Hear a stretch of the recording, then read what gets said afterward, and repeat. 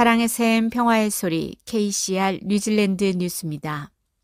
뉴질랜드에 도착한 새로운 코비드19 변종이 새로운 유행에 물결을 일으킬 수 있다는 경고가 나왔습니다. 환경과학연구소의 모델링에 따르면 7월 말까지 BA5 오미크론 변종이 뉴질랜드에서 코비드19의 지배적인 변종으로 BA2를 추월할 수 있음을 시사했습니다. 이 모델링은 또한 BA5가 2주일 만에 1일 감염의 절반 이상을 차지할 수 있다고 예측했습니다. BA5가 오미크론의 다른 변종보다 더 심각한 것으로 생각되지는 않지만 감염과 백신 접종으로부터 생기는 면역을 회피하는 데는 더 우수합니다. 7일 평균 코비드 감염률도 지난주에 비해 현재 하루에 약 600건이 더 증가하면서 상향 이동을 시작했습니다. 베이커 교수는 우리가 또 다른 큰 정점을 향해 가고 있는지 여부는 앞으로 몇 주 동안에 분명해질 것이라며 더 강력한 오미크론 변종이 또 하나의 코비드19 파동을 일으킬 수 있다고 말했습니다. 중국 국영 언론은 아시아 태평양 국가들이 나토에 더 가까이 다가가는 것은 매우 현명하지 못한 선택이라고 경고하면서 필연적으로 중국과의 신뢰 손상을 초래할 것이라고 위협했습니다. 중국 공산당 대변지 글로벌 타임즈는 화요일 밤 사설에서 이는 매우 부정적인 조치라고 비난했습니다. 저신다 아든 총리가 스페인 마드리드에서 열리는 나토 정상회담에 참석하는 가운데 중국에 숨겨졌던 위협이 나오고 있습니다. 나토 정상회의에서는 회원국들이 향후 10년 동안의 우선순위와 접근 방식을 설명하는 새로운 전략 개념 문서를 발표할 예정이며 나토 사무총장 스톨텐베르그는 처음으로 베이징이 제기한 도전을 다루는 것이 포함될 것이라고 말했습니다.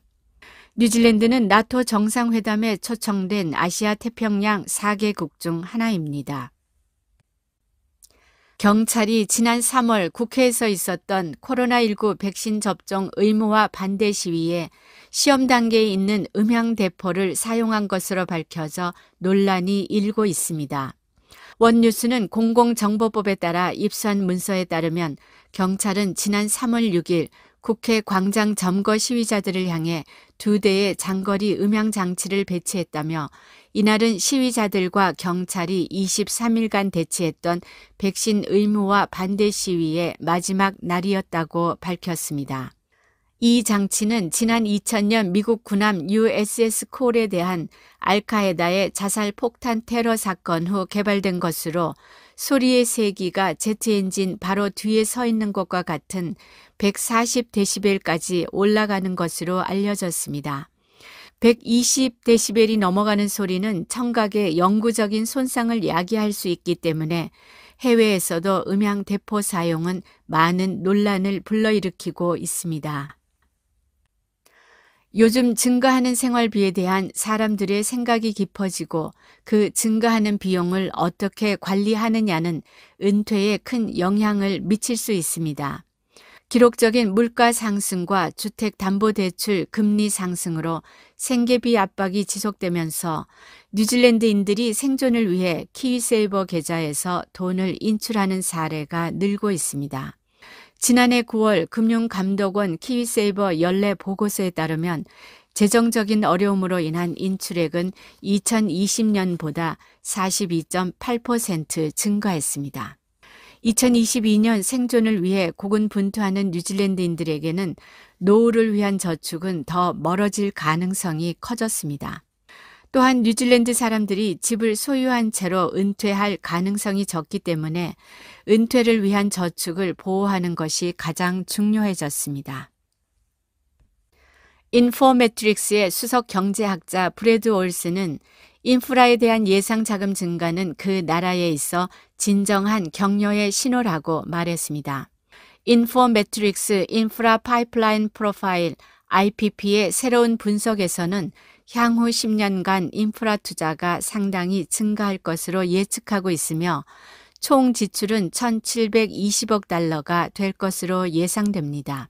이는 네트워크 인프라 지출이 지난 10년에 비해 56% 증가한 것입니다.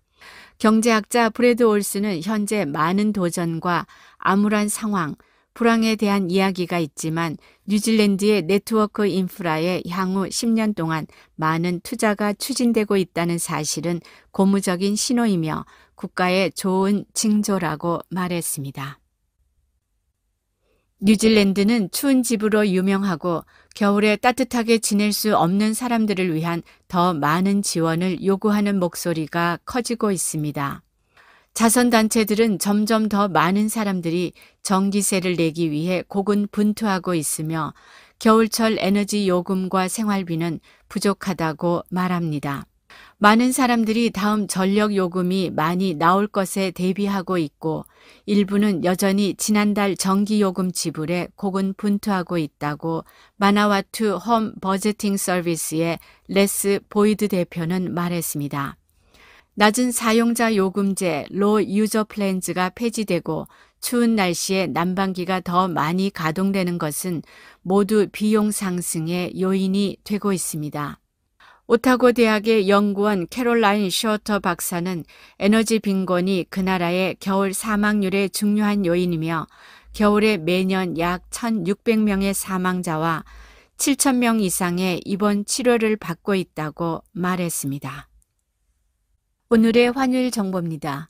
뉴질랜드 달러와 대비 원화의 기준 환율은 807원 46전, 한국에서 보낼 때 815원 53전, 한국에서 받을 때 799원 39전입니다.